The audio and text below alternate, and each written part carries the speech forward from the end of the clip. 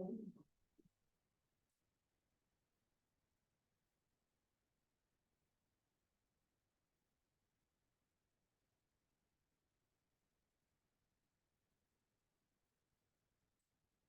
may be able to get out because no one is in there. Whatever this is.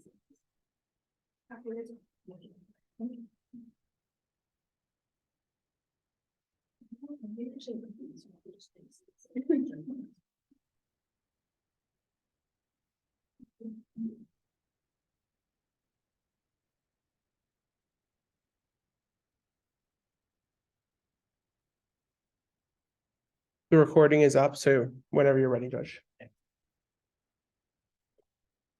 It's more remind me of the two names that I need. Perfect.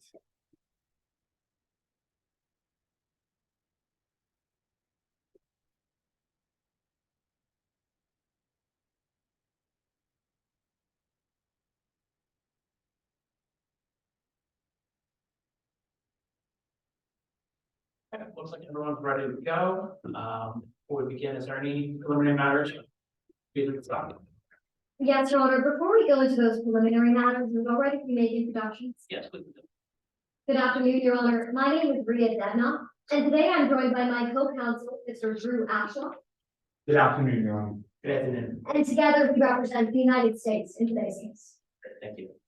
Good afternoon, Your Honor. My name is Marra Edward, and I'm joined today by my co-counsel, Ms. Lillian Meyer. Good afternoon. Good afternoon. Together, we represent the defendant, Mr. Blake Frosty. Good afternoon, Your Honor. Good afternoon. Okay, we'll hear for the state, for the government first, and then I'll move to any preliminary matters. Yes, Your Honor, both parties have agreed in this trial that all objections have been waived to exhibits 9, 16, and 17. The government moves to enter those documents now. Permission to approach and tender those to the bench. Is that your understanding as well? Yes, Your Honor. Then yes, you absolutely may. Please pass here. Actually have them, so you want to keep them for yourself or publish them, I have it in front of you, you don't have to send them. Perfect, Your Honor, then we'll keep those at council table.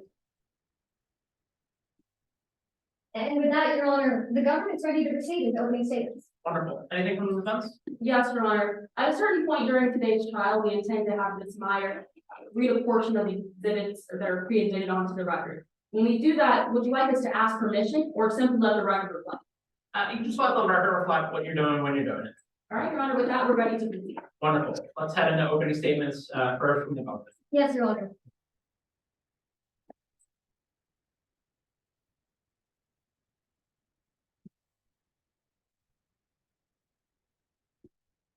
Your Honor, just as a point of clarification, as this is a jury trial, would you like me to present to the jury or to both the bench and the jury? Oh, please, just present to the jury.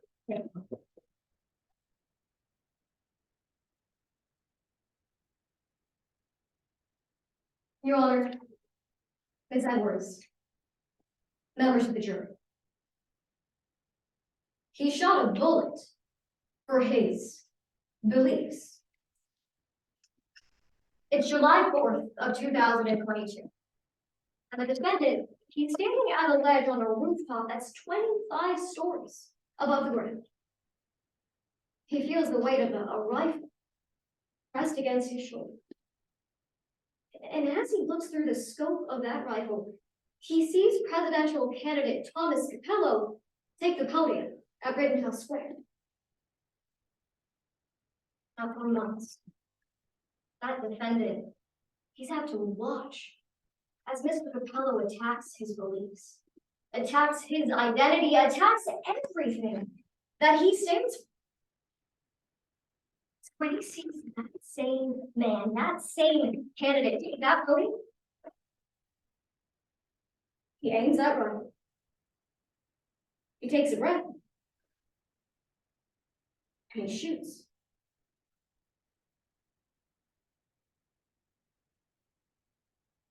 He executes that sin in cold blood. Members of the jury, the evidence will show that this defendant shot a bullet for his beliefs. And that's why we're here today. See, members of the jury, as the government, We brought a claim of murder against the defendant in today's case, Blake Crosby. And by doing that, we embrace a burden of proof. It's our job to prove to you that that defendant shot that bullet with the intention of killing Mr. Debnath. We're going to meet that burden today by showing you 3 simple facts. First, we'll show you where that bullet was fired from. Second, we'll show you who shot that bullet. And third, we'll show you what beliefs that shooter had. So I want to start with that first fact, members of the jury. How do we know where that bullet was shot from? Well, today you're going to hear from a Secret Service agent who's going to take this witness. And he'll tell you that during his investigation, he was able to trace that bullet all the way from Rittenhouse Square to a hotel rooftop, hundreds of yards away. Now, members of the jury, you'll learn today it's not just that the defendant was staying in that hotel that's important. No, investigators found other pieces of evidence. You'll learn they found this bullet on that rooftop. This bullet that matches the one found inside the victim's head. Exactly. But that brings us to our second point. Members of the jury, how do we know it was the defendant who shot that bullet? Well, today we're going to hear from an eyewitness. We're going to hear from that investigator who will tell us that an eyewitness saw the defendant walking up to that rooftop before that murder occurred. But members of the jury, we understand that it's not just anybody who can shoot a bullet at a political candidate from hundreds of yards away. No, that takes skill. And what you'll learn today is that the defendant isn't just anything. You're going to learn that he was a military-trained sniper. So that brings us to our third fact, members of the jury. How do we know that it was the defendant's beliefs that drove him to shoot that bullet? Well, we're going to hear today that the political views of that candidate, Mr. Capello, the defendant saw him as a threat. It made that candidate an enemy to him. But you won't have to just take our word for it. No, we're going to show you the defendant's beliefs. We're going to show you this tweet, members of the jury, where the defendant says, as long as Mr. Capello is alive, none of us are safe. Members of the jury, you learn that these were the defendant's beliefs. Look, members of the jury, at the end of this trial, today is going to come down to what the defendant chose. Because he could have protested for his beliefs. He could have voted for his beliefs. Instead, you'll learn he chose a bullet for his beliefs. That's why at the end of this trial, we're going to ask that you find the defendant guilty. Thank you for your attention.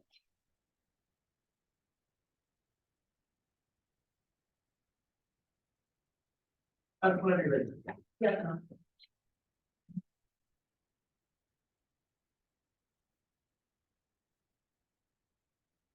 This is Blake Crosby. So you're going to hear that Mr. Crosby, he served in the U.S. military for 8 years. You'll hear that even after his service in the military, he continued to serve the public by working as a postal officer. Make no mistake, Mr. Crosby is not a politically motivated killer. But today, Ms. Debnath, she just tried to tell you that this case was about his beliefs. But members of the jury, that the government didn't tell you, what they don't want you to know, is that for their lead investigator, Agent Divya, well, this was her first homicide investigation.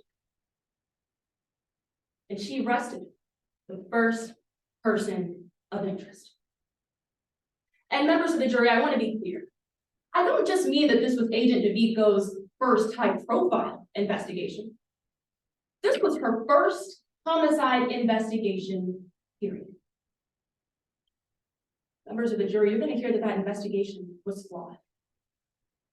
Because instead of finding evidence and following it to an answer, well, Agent Deviko found her answer and got evidence to fit her narrative.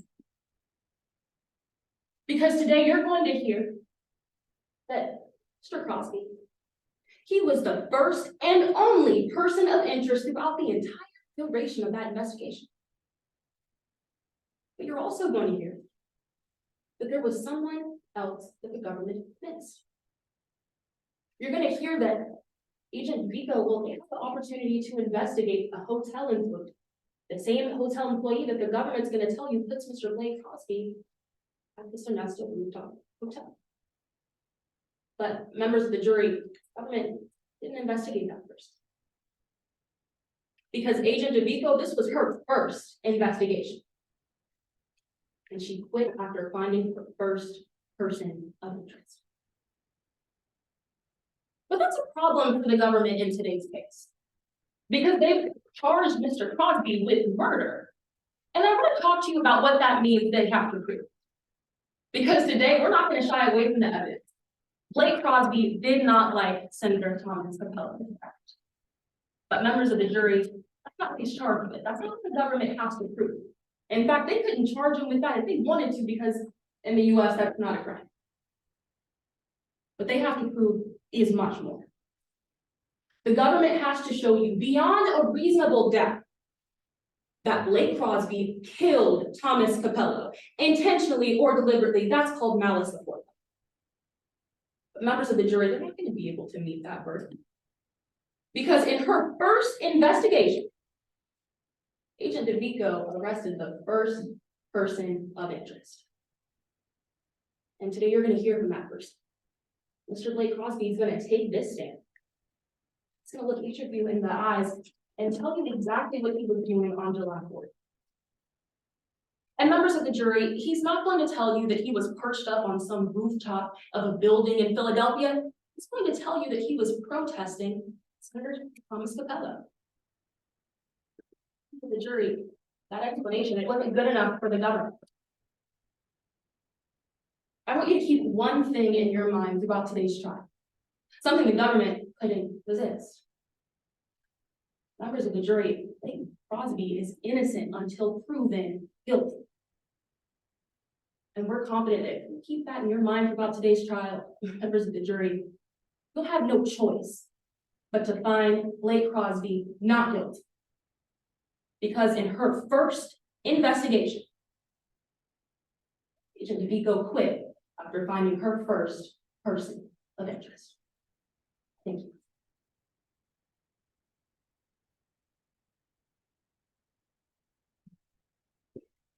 Other questions? Yes, Your Honor. The government called Morgan Deviko.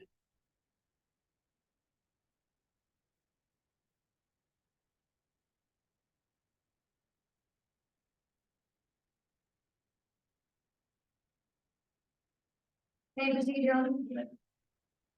Good afternoon. Good afternoon. Can you introduce yourself to the members of the jury? Of course. My name is Morgan Deviko.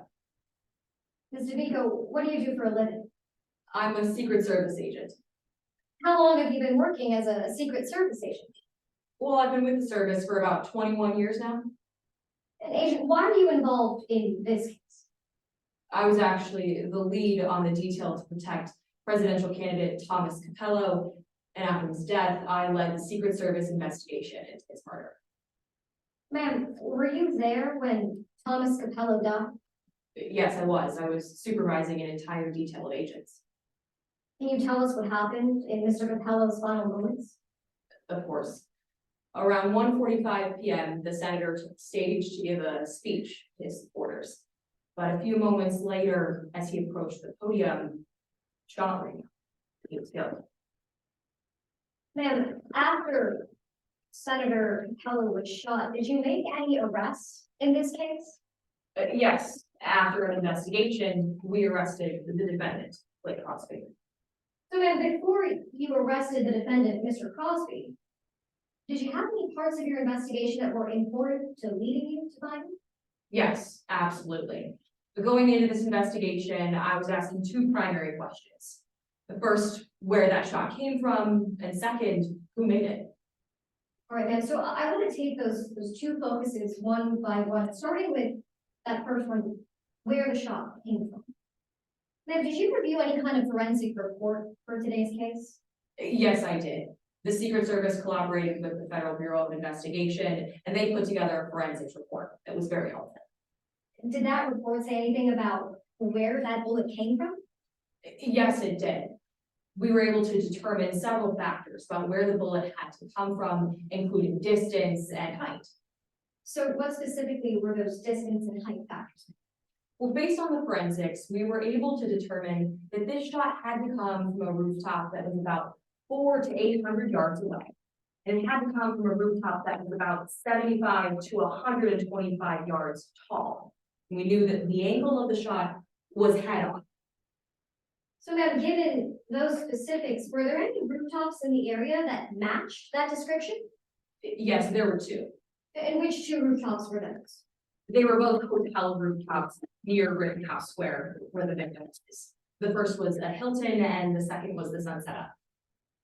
So ma'am, you're telling us that there were not one, but two hotel rooftops. Were you able to figure out which one of those rooftops the bullet came from? We were, because there was only one rooftop that showed evidence of a shooting occurring, the Sinesta. You're telling us the Sinesta showed evidence of a shooting occurring. Ma'am, what evidence did you find? Well, we recovered both an actual bullet and evidence of gunshot residue present on the roof. So you're describing the actual bullet that was found on that roof. Would you recognize that bullet if I showed it to you today, ma'am? Of course. I'm approaching opposing counsel with what's been marked as Exhibit 5. Your Honor, I'm displaying the same witness. Ma'am, what does this look like to you? That looks like the bullet that we recovered from the rooftop of the Sinesta. Does it look the same as you last saw it? Yes, it does. Your Honor, the government moves to enter Exhibit 5. Any objection to Exhibit 5? None, Your Honor. Or proceed without objection. So ma'am, taking a look at this bullet, can you tell us what type of bullet it is? Yes. This is a 7.62 NATO cartridge. It's a type of bullet used in a sniper rifle. So you're telling us this bullet was used in a sniper rifle. Ma'am, what type of bullet was found inside the victim's head after his death? It was actually the exact same model, a 7.62 NATO cartridge. All right, ma'am, we discussed where that bullet came from. I want to talk about who might have fired that bullet. To get information about the hotel, did you speak to any employees? Yes, we spoke with the front desk clerk named Harper Edwards. Did Harper Edwards say anything about someone going up to the roof of that hotel on July 4th? She did. She described seeing someone shortly after 12:45 trying to access the rooftop. Who was that person trying to access the rooftop? We showed her a lineup of several photographs, and she identified the defendant, Blake Crosby, as that person. Okay, Agent, so you're telling us that the defendant was seen trying to access the rooftop where this bullet was found. Did you find any evidence that the defendant had experience with guns? Yes, ma'am, we did. Upon further investigation, we found that this defendant had served in the Army for about 8 years as a sniper. He had several records for excellent marksmanship, and he actually held the record for the longest bullseye in the U.S. Armed Forces. It was about 1,500 yards, if I'm not mistaken. Ma'am, in anything you reviewed, was there anything to indicate how a sniper was able to access that hotel rooftop? Yes, we found that this defendant had actually made a reservation at the hotel and was present on July 4th, 2022. So ma'am, I want to talk about that reservation. Would you be able to open that exhibit finder to Exhibit 9 and let me know when you're there? I'm there. Ma'am, what does that look like to you? This is a record of all of the reservations of guests on the top floor of the Sinesta, the 25th floor. Is that a fair and accurate copy of that reservation? Yes, ma'am, it does. It is. Your Honor, this is already minutes. So taking a look at that reservation list, what did you find about the defendant? Well, you'll see that the defendant's name, like Crosby, doesn't appear, but at the bottom, the reservation under Pat Henry, That's a known alias of the defendant's, and he admitted that this was his reservation. Okay, ma'am, so we talked about the defendant staying at the hotel. I want to discuss why his beliefs might have led him to fire that bullet. Opening that exhibit binder to exhibit 12, please, and let me know when you're there. I'm there. Ma'am, what is it that you're looking at? This is a tweet that the defendant posted back in April of 2022. Does it look like a fair and accurate copy of that tweet you reviewed? It does. At this time, Your Honor, the government moves to enter exhibit 12. Any objections on exhibit 12? No objections, Your Honor. All right, go on, proceed with that objection. So, Agent Vico, can you read to the jury what the defendant says in exhibit 12? Of course. It reads, Thomas R. Catello is a threat to every person in this country. As long as he is alive, none of us safe. This is the time for patriots. Ma'am, when the defendant says, as long as Mr. Capello's alive, none of us are safe. What day was that? It was April 5th of 2022. And what day did you find out the defendant made his reservation at the Sonesta Hotel? The same day, April 5th, 2022. Thank you, ma'am. Your Honor, I've got nothing further. Your Honor, before I begin, pursuant to stipulation 18, we'd ask that exhibit 18, the affidavit of grade death be admitted into the record. Is that your understanding as well? That's our understanding, Your Honor. That's great.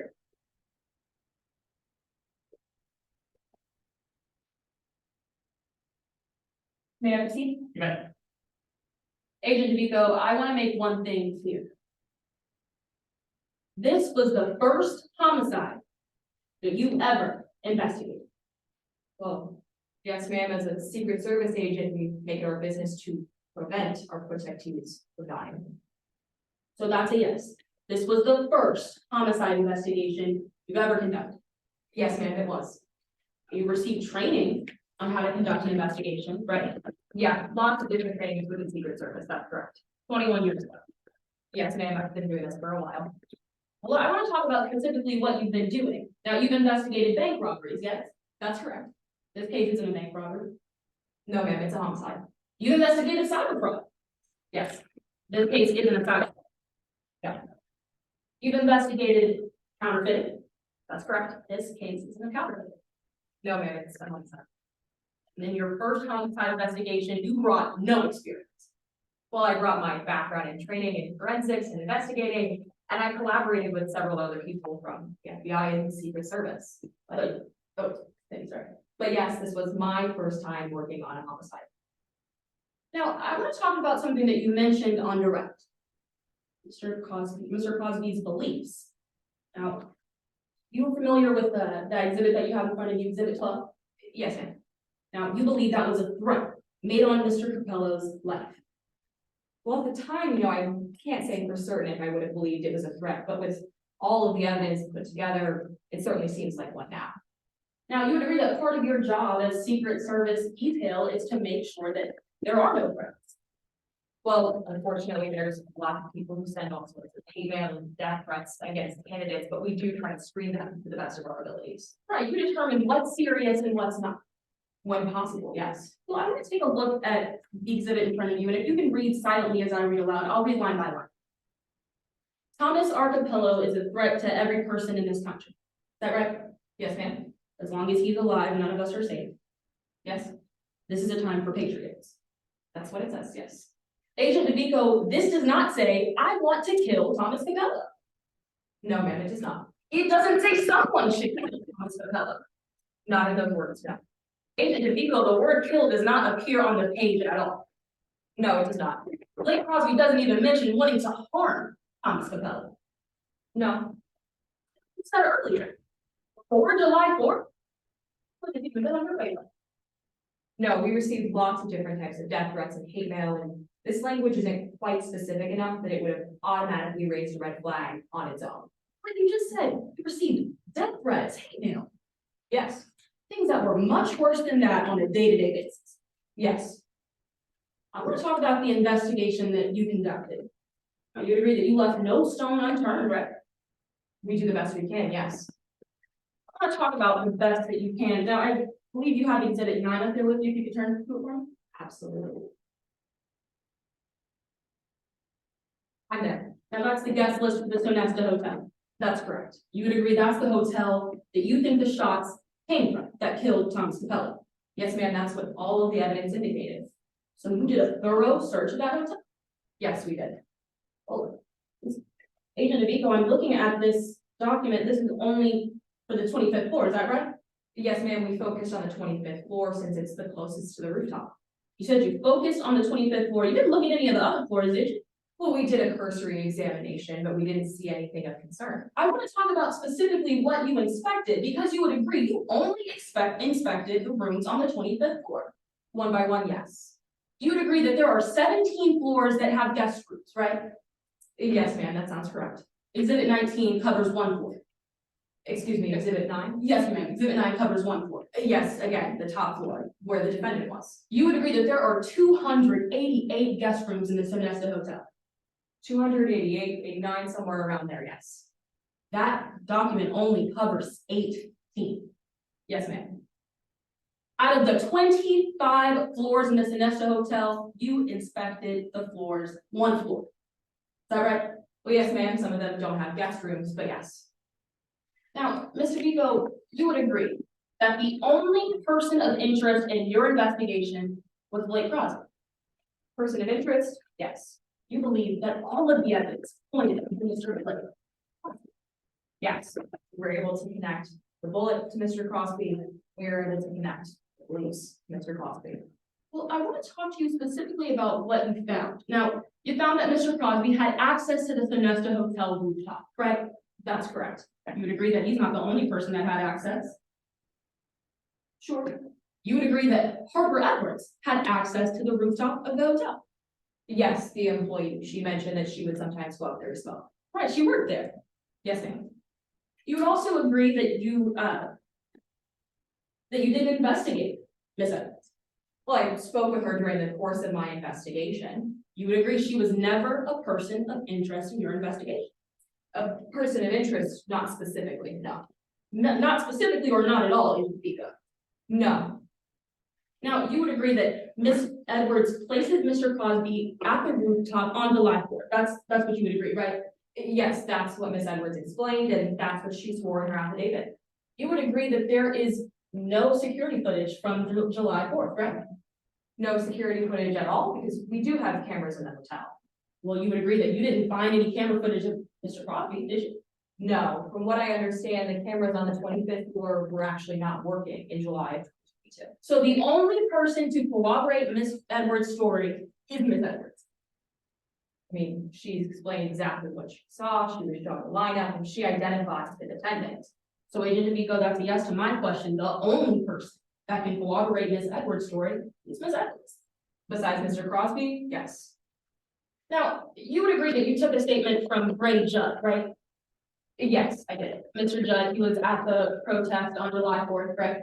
Yes, he was in the crowd. Now, he also created an affidavit, is that right? Yes, he did. And in the affidavit, he swore under oath that he saw Blake Crosby at that rally too. Yes, that is what he claimed. But you didn't give any weight to his affidavit, did you?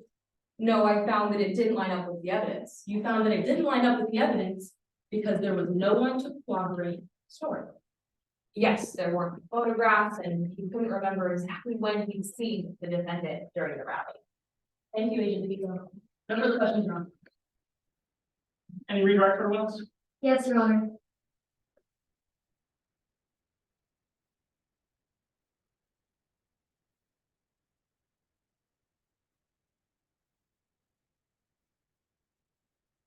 Agent Divya, just now, Ms. Edwards asked you about why you arrested the first person of interest you found in this case.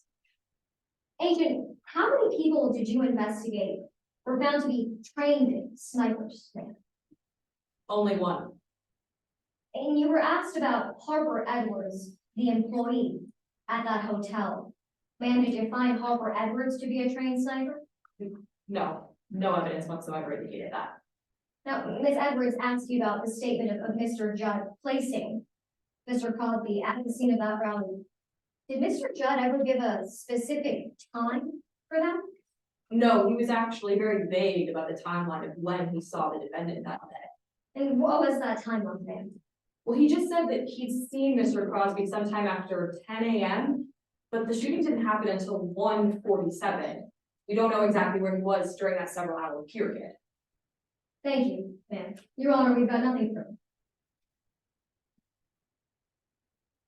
And recall for the witness? No recall. Thank you for your time, may sit down.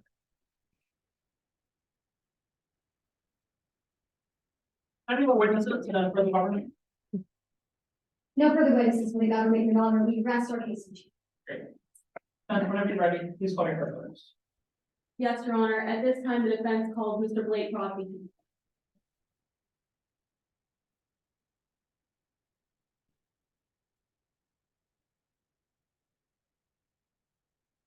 May I proceed? Go ahead. Could you please introduce yourself to the jury, spelling your last name for the record? Of course. Hi, I'm Blake Crosby. Crosby. Mr. Crosby, what do you do for a living? I'm a veteran. I had a military about 5 years ago. Worked in the post office for a little bit. Mr. Crosby, you've been here throughout today's trial, so I didn't have to ask. Did you kill Senator Thomas Appellant? I disagree a lot with what you said, but I would never kill him. Mr. Crosby, were you in Philadelphia on July 4th, 2022? I was. What were you doing? I was protesting at one of Senator Cachella's rallies. Well, do you live in Philadelphia? No, ma'am, I'm from LA. Well, how did you get from LA to Philadelphia? When you went through TSA to fly to Philadelphia, did you bring a military grade sniper rifle with you? Of course not. In your time in Philadelphia, did you purchase a military grade sniper rifle? No, ma'am. Well, I want to talk about those protests a little more. Were the protests that you attended ever fun? No, Objection, Your Honor, under Rule 404B1, if I may be heard. Right. Your Honor, opposing counsel is using evidence of prior peaceful protests that Mr. Crosby has attended to imply that on the day in question, on July 4th, Mr. Crosby would have been peacefully attending another protest. It's conformity therewith, it's inadmissible. Your response? Your Honor, offering this to show any conformity therewith, that because they were peaceful in the past, that they were peaceful on the day. We're just trying to lay background for what Mr. Crosby was doing on July 4th at the protest. Your Honor, we'd be fine with a limiting instruction to the jury that we're not offering this green permit. May I be courteous to that, Your Honor? Ma'am? Your Honor, from my understanding, that wasn't quite Ms. Edwards' question. She wasn't asking about specifically what Mr. Crosby was doing at the protest on July 4th, where he alleges to be. She was asking about prior protests that he's been at, prior protests where he claims that he was peaceful. That's textbook character evidence, Your Honor. I tend to agree. You want to sustain the objection? You can certainly ask him about the July 4th protest, but ask him about prior protests comparative to this one. Sounds like it could be going down the propensity route, so I'm going to sustain the objection. Your Honor, motion to strike the witness's answer from the record. I don't know if he answered. If he did answer, whatever answer he gave, limit it to a strike. Yes, Your Honor. Yes, sir. Now, was the protest that you were at on July 4th ever violent? no, it wasn't. You don't get anything done if you're violent at these protests. We were carrying signs, wearing t-shirts. Mr. Crosby, why were you protesting Senator Capello in the first place? I disagree with his views in the military. Wanted to be funded. I didn't think that was right. We spend time protecting the meeting. Were you here today when Agent Divya spoke about some tweets that you made? I was. You know if you were the only person who made any threatening tweets like that? No, I don't. Your Honor, at this time, let the record reflect that my co-counsel will be reading on to the record a portion of Ray Judd's act. Line 13 to 14. I frequently heard other protesters saying Capello should be killed. He was a threat to every American senator. Mr. Crosby, were you here in court today when Agent Divya mentioned your prior experience in the military? I was. Well, when's the last time that you worked in the military? I was discharged in early 2017. Have you kept up with your training? No, ma'am, I haven't. The last time you fired a gun? I'm not sure, but it's definitely been a couple of years. Mr. Crosby, I want to talk to you about Harper Edwards. You here today when Agent DeVico was questioned about Miss Edwards? I was. I want to ask you something before that. Were you ever on the rooftop of the Sonesta Hotel on July 4th? Yes, I was on July 3rd. Do you hear evidence that someone was on the rooftop of the Sonesta Hotel? Yes, ma'am. Who was that person? They said that the shooter was on the rooftop of the Cincinnati hotel. I didn't know that. I didn't see anybody out there when I was there. Mr. Crosby, I want to talk to you specifically about Harper Edwards. Did you ever hear any testimony that Harper Edwards was a person of interest for the government's case? No, ma'am. They said that I was the first and only person of interest in this case. Were you here today when Agent DeVico told us how many homicides she's investigated? I was. How She many? said that this was her first. Thank you. No further questions, Rob.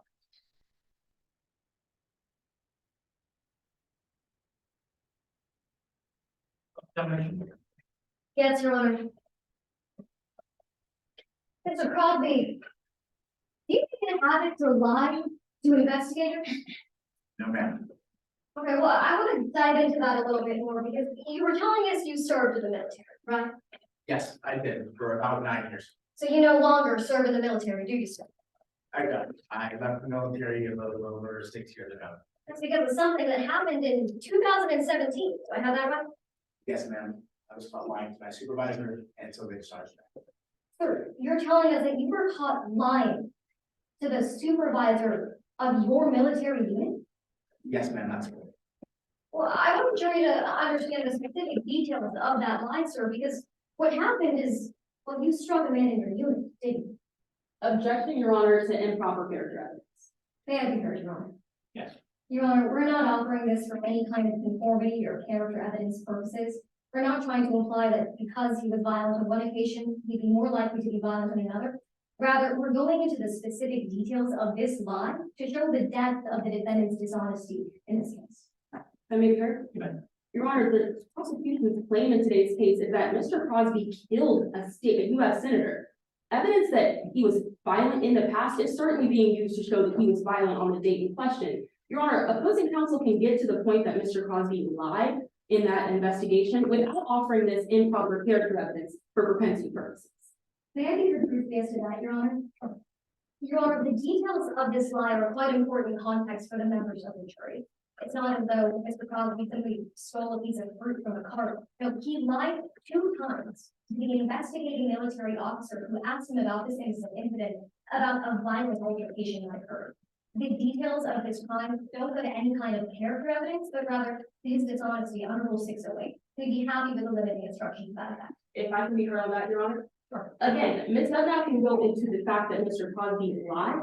We don't have any objection to that. But evidence as to the specific details of the lie, especially as they concern a physical altercation, that's textbook character evidence, especially because a government's claim in today's case is that Mr. Crosby killed someone. They are certainly using that evidence for improper character evidence. May I be heard as to that, Your Honor?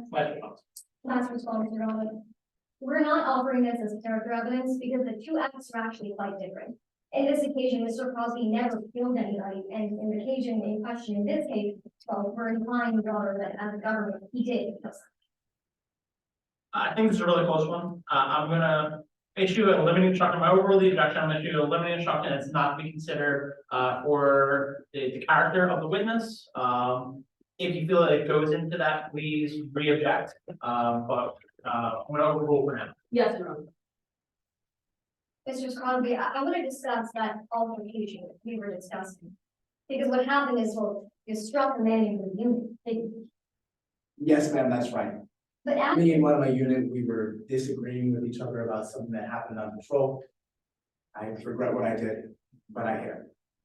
excuse me, sir, so you're telling us that you did hit that man in your unit? That's true, ma'am.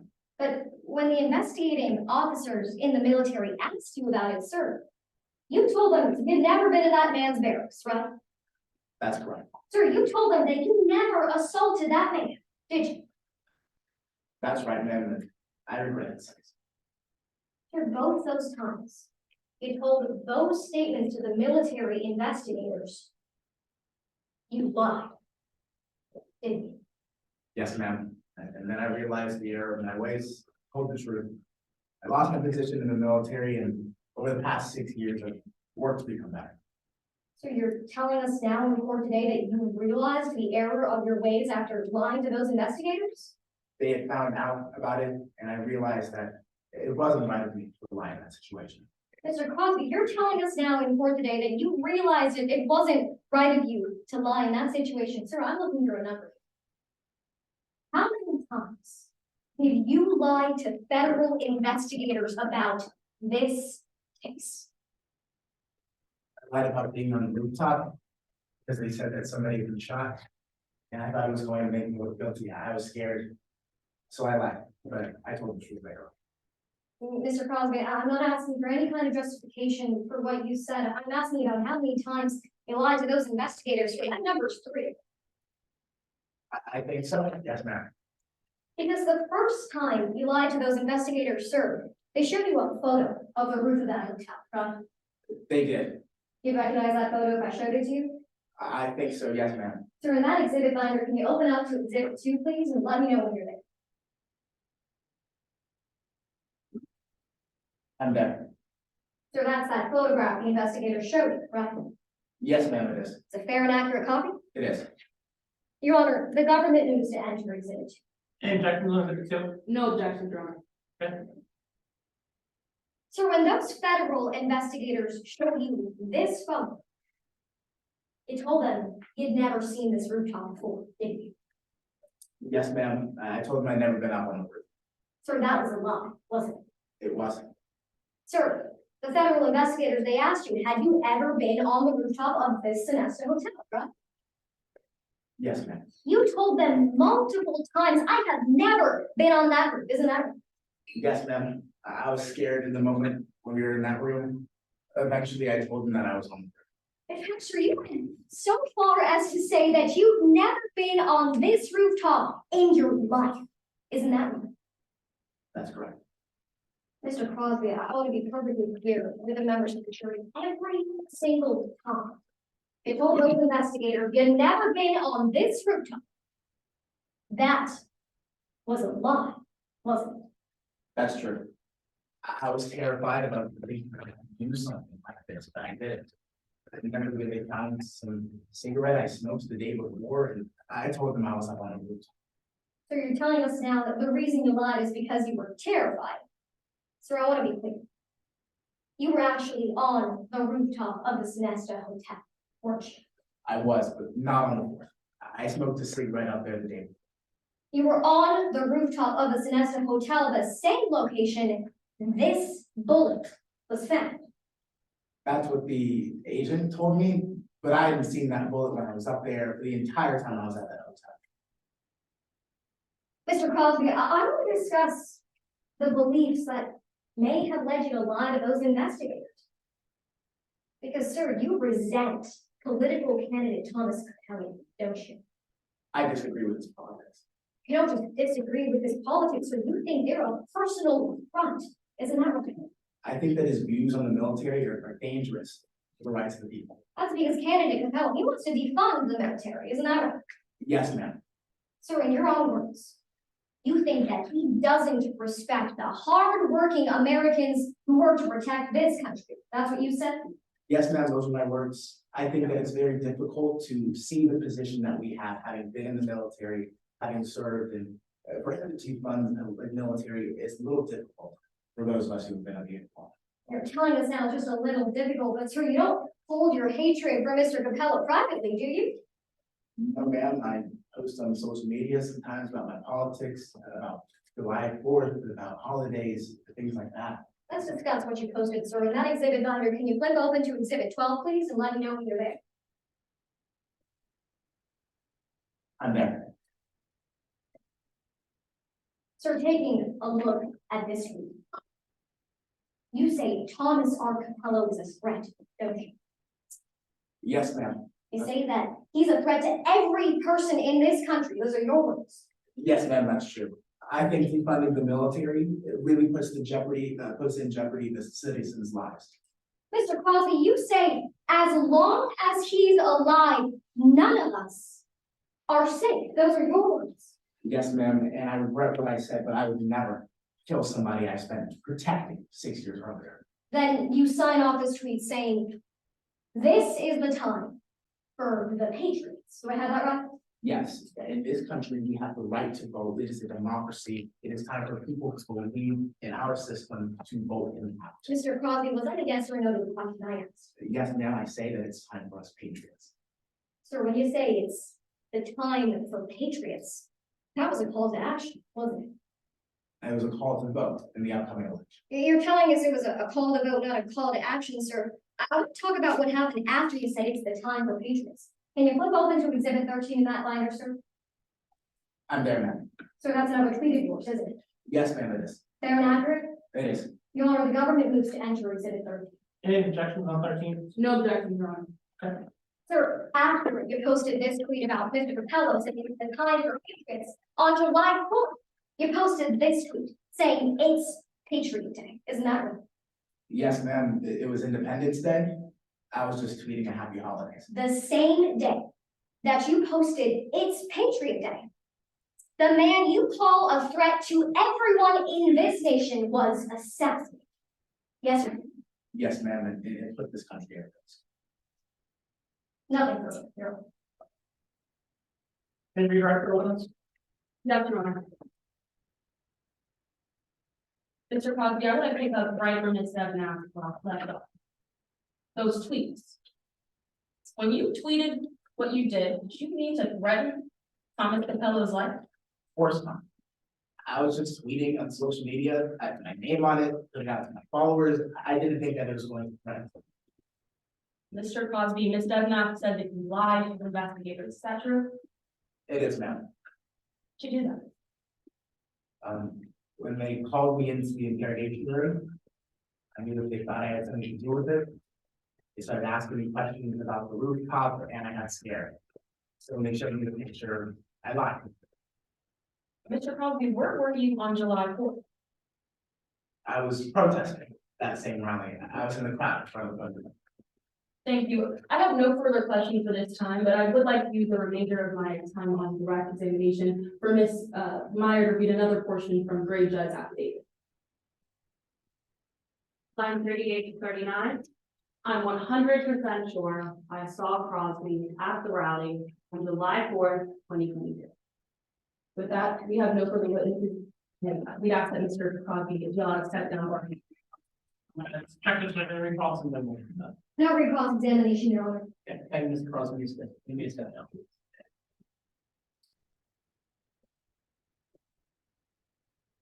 Whenever you're ready, we're gonna head right into closing arguments. Whenever you're ready, you may proceed. Yes, Your Honor. Could I just take a moment to gather the exhibits while we use the closing? Yeah, please take your time. Thank you. You're very welcome.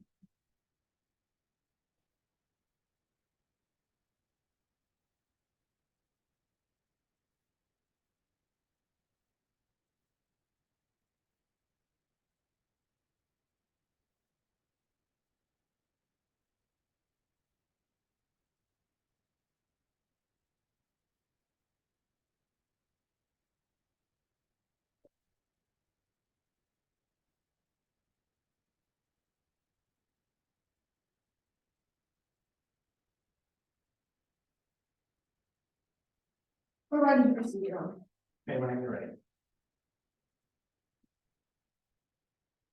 Your Honor, Ms. Edwards, members of the jury. He shot a bullet for his beliefs. Members of the jury, when this bullet was shot into Mr. Capello's skull, it wasn't an accident. It wasn't by chance.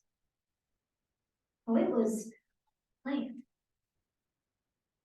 Planned to find the perfect weapon, the perfect spot, and the perfect victim. But when you see a plan that perfect, you start to see traces of the person who was behind it. You start to see Mr. Crosby running up to the rooftop of that hotel. You start to see all his years of sniper training in action. Members of the jury, you start to see him follow through on his plan to act on patriot. When you look at all the evidence in this case, it is clear. The defendant shot a bullet for his beliefs. And members of the jury, as I told you in opening statements, that's why we're here. As the government, we charged the defendant with murder. So that means there were two elements we had to prove to you. That it was the defendant who shot Mr. Capello, and that he did so intentionally and deliberately with what's called malice aforethought. We met that burden because of three simple facts. We showed you where that bullet was. We showed you who shot that bullet. And we showed you what the shooter's beliefs were. So I want to break down those facts one by one, starting with where that bullet was shot. So members of the jury, we understand that bullet was shot from the Cincinnati hotel. And that's something that neither party in this case offered any evidence to dispute. We know that bullet was shot from the Cincinnati hotel because members of the jury, not only did that building match the exact specification, the height, the distance, the angle of that shot, this bullet was also found on that roof. Members of the jury, there's no such thing as a magical bullet fairy who comes down and rains bullets atop the hotel roofs in Philadelphia. That's not a thing. What this is proof of is a bullet that matched the one inside the defendant's skull, the victim's skull, exactly. But even without all this forensic evidence, even without the gunshot residue that was found on that rooftop, we know exactly why that roof was so important. Because why else would the defendant have tried so hard to hide that he was on that roof? See, members of the jury, I want you to think back to my conversation with Mr. Crosby. I know it wasn't too long ago, but I was standing right up here. And I asked him, how many times did you lie to federal investigators about this case? Members of the jury, when I said that was 3 times, he said it, and I had Mr. Ashlaw write this down to make sure I get it right. He said, that sounds right. Members of the jury, the defendant lied so many times about the location he was on that rooftop where this bullet was found that he can't even keep track of the lies he told federal investigators. Is that who we want to trust? The fact of the matter is the defendant lied about being on that rooftop because he knew that's exactly where the bullet was shot. And how did we know that? He was the one who shot that bullet. Now that brings us to our second fact, members of the jury. How do we know it was the defendant who shot that bullet on July 4th? Well, members of the jury, that's where the testimony of Agent Divya comes. Because she told you about an eyewitness who spotted the defendant climbing up the stairwell all the way to that roof just 1 hour before the murder on July 4th. Now, that eyewitness isn't someone we heard evidence of the defendant being friendly with, and not someone the defendant paid, not someone who has any reason to lie to the defendant. That eyewitness was just a hotel employee. Now, members of the jury, in opening statements, the defense, they promised to show you that their client wasn't at the scene of that roof when it happened. They said the only time he actually got up to that roof was on July 3rd. Members of the jury, even though we as the government are the only people who have a burden of proof in today's case, when they make promises like that, it's our job to consider whether or not it's reasonable. So when an eyewitness says they saw the defendant climbing up to that stairwell just 1 hour before that murder. That places him at the scene of that crime, and we know it was the defendant who shot that woman. Not only was he there at the scene of that crime, members of the jury, we heard today that he's got the experience to make this show. Because we understand that it's not just anyone who can shoot at a political candidate from hundreds of yards away. No, that takes skill. But we heard the defendant was trained by the military to have that skill. So that brings us to our third fact, members of the jury. How do we know the defendant's beliefs pushed him to fire that bullet? Well, that comes down to the defendant's beliefs that we showed you. See, members of the jury, we heard today that the defendant thought as long as Mr. Capello was alive, none of us are safe. He resented that political candidate. So he acted on his beliefs. He chose a bullet for his beliefs. Members of the jury, we suspect in a moment, the defense is going to get up here and try to tell you that, well, we don't have all the evidence we need to convict Mr. Crosby, that we don't have an eyewitness placing him on that room at the exact time of that murder, that we don't have any security camera footage. Members of the jury, it's not about any one thing on its own. It's about the fact that he was on that roof 1 hour before the murder, that there's a bullet on that same roof matching the victim's skull, that he hated candidate Capello. It's about all of that evidence together. That's why we'll ask that you find the defendant guilty. Thank you for your time. Before I proceed, a moment to set up well. Take your time.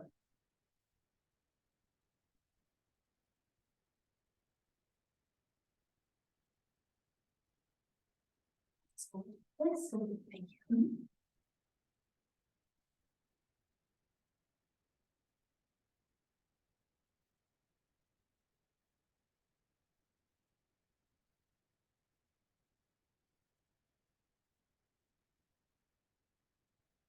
May I proceed? Okay. Members of the jury, there are 3 things that are clear by the end of today's trial. First, this was Agent DeVico's first, only homicide investigation. Second, that Agent DeVico quit after finding her first person of interest. And the third element, well, that'll be clear by the end of my statement. So members of the jury, we're going to come back to that. But first, I want to start with Agent DeVico. Because like I said, this was her first homicide investigation. Now, she told you that she received training on homicide investigations 21 years ago. Well, members of the jury, just because I watched some high school football 20 years ago, it doesn't mean that I could be the quarterback of the Philadelphia Eagles today. Members of the jury, when we look at the fact that this was her first investigation of a homicide, well, we can see all of the facts that she was missing, all of the evidence she was missing. Because members of the jury still don't know Mr. Crosby's motive. And I want you to think about that. Because when you go back to deliberate in a few moments, you're going to be given a jury verdict form. That form isn't going to ask you if Mr. Crosby was one of the thousands of people that was protesting Thomas Capello. That form isn't going to ask you if he's one of the thousands of people who disagreed with Mr. Capello. It's going to ask you one thing. Did Mr. Crosby kill Thomas Capello? And members of the jury, when you remember that this was Agent DeVico's first investigation and that she quit after finding her first person of interest, the answer to that question is a resounding no. Because throughout today's trial, you've heard Ms. Debnath tell you that he used this bullet because of his beliefs. Members of the jury, I want to talk about those beliefs specifically. She's telling you that he killed a political candidate because they disagreed on how to work the budget in the government. Members of the jury, I'm sure all of us have things that we disagree with in Washington. I'm sure we vent those frustrations on Twitter. I'm sure that we might have all been to a protest. That doesn't make us murderers. It makes us involved in the political process. And the problem with the government's theory is that those tweets, those beliefs, those are things that would have raised any red flags before July 4th, and I want to look at why. Thomas Capello is a threat to every person in the country. As long as he lives, none of us are safe. This is a time for patriots. It's Patriots Day? What does that mean? On July 4th, it's Patriots Day?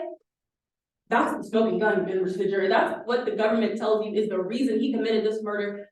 But you heard from Agent Divya that those threats look at anything before July 4th. Members of the jury, those tweets are evidence that Agent Divya had her suspect first and found her evidence to fit it later. That's a problem. It's a problem for their case. Members of the jury, I want to talk to you about what they actually think happened, because they told you that Mr. Capello, or Mr. Crosby, excuse me, was actually on the rooftop of the Cincinnati Hotel. Well, they told you that he was a guest there. But members of the jury, it's a long leap from guest at a hotel to assassin. Because if we're to believe the government, then all of the other 288 guests at the hotel, well, they all have to be suspects too. But we know that they weren't investigated. Because out of the 25 floors, Agent Divya only investigated one. Members of the jury, the government kept telling you about this bullet that was found on the rooftop of the hotel. Let me be clear, this bullet wasn't found on Mr. Capello. This isn't the bullet that killed Mr. Capello. This was just a bullet that was on the rooftop. Now, in her closing argument, Ms. Debnath told you that there was so much forensic evidence because of this bullet. Well, we didn't hear about any DNA evidence from Mr. Crosby. We didn't hear about any fingerprint evidence from Mr. Crosby. We didn't hear anything. In fact, we don't even know where the gun is because they haven't told you. They told you that when you look at all this evidence, well, you start to see other things. That's not what they have to prove. They have to show you. They can't even give you the gun today in court, members of the jury. That's not their job. They have to show you that. Members of the jury, that brings us to the second problem with their case. They only investigated one person of interest, Mr. Crosby. But members of the jury, we know there's someone else that had access to the Cincinnati rooftop hotel, Harper Edwards. And to be clear, we're not saying that for sure Harper Edwards murdered someone, but we're saying that we don't know because they didn't investigate. They only investigated one person. It was only one person of interest, and it was Mr. Crosby. Now, members of the jury, I want to talk about what Mr. Crosby was actually doing because he got on the stand and he told you. He was at a rally. Now, the government, they said something interesting. They said, when an eyewitness places Mr. Crosby at the scene of the crime, well, we have to believe them. Because Ms. Harper Edwards, she told us, or we heard a statement from her that, well, Mr. Crosby was at the Cincinnati rooftop hotel. But we also heard there was no one to corroborate that statement. Now, you also remember hearing from Bray Judd. Bray Judd said that they were 100% sure that they saw Mr. Crosby at that rally. Now, Agent Divya told you that there was also no one to corroborate that story. So the case for Harper Edwards and for Bray Judd is that there are 0 witnesses to corroborate their story, but only one that the government believed. Well, we know why that's the case. Because in Agent Divya's first investigation, she quit after her first suspect. Members of the jury, now we're not telling you that you have to believe that Agent Divya purposefully ignored important evidence, because the truth is far less nefarious than that. Members of the jury, it was her first investigation. And I remember my first trial. I made tons of mistakes, missed evidence, did the wrong things. But members of the jury, the difference? My first trial was for a misdemeanor vandalism. Agent Divya's first homicide investigation was for a United States senator that got murdered. So when you look at all the evidence that she missed, when you look at all of the things that she did wrong, when you look at the fact that the only person of interest, Mr. Crosby, members of the jury, that brings us to our next point. We will never be able to properly celebrate Mr. Capello's life. We'll never be able to close this story. We'll never be able to honor him properly when the government has an investigation that's this sloppy. Members of the jury, don't compound this tragedy. We're asking that you find the defendant, Mr. Crosby, not guilty.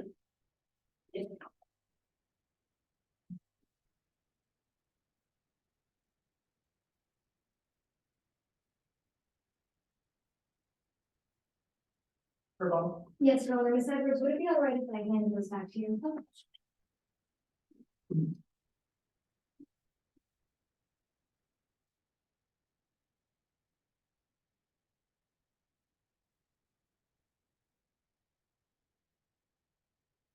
Members of the jury, there was only one person of interest in this investigation, because there was only one person who threatened Mr. Capello. On that same day, made a reservation at the Sonesta Hotel and was found on this rooftop where this bullet was found. The same day that the shooting happened. With all this evidence stacked together, there is no room for reasonable doubt. Find the defendant guilty. Thank you.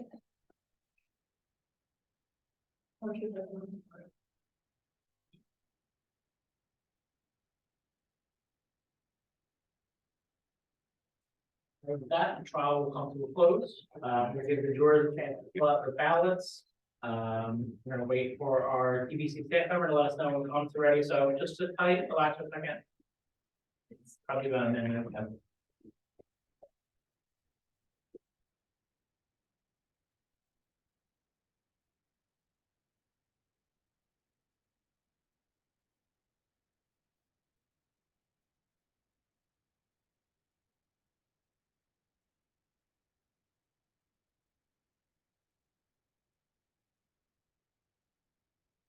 Everyone just let me know when you submitted it so I can text into the group chat.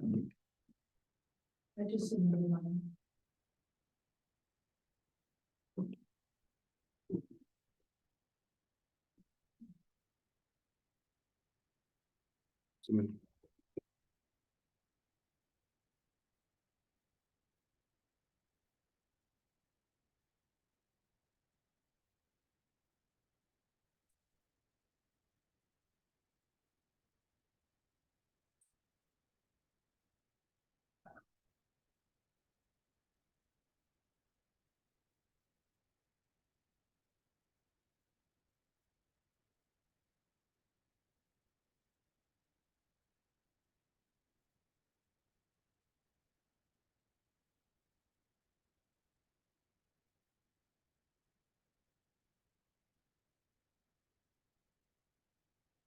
I submitted mine as well.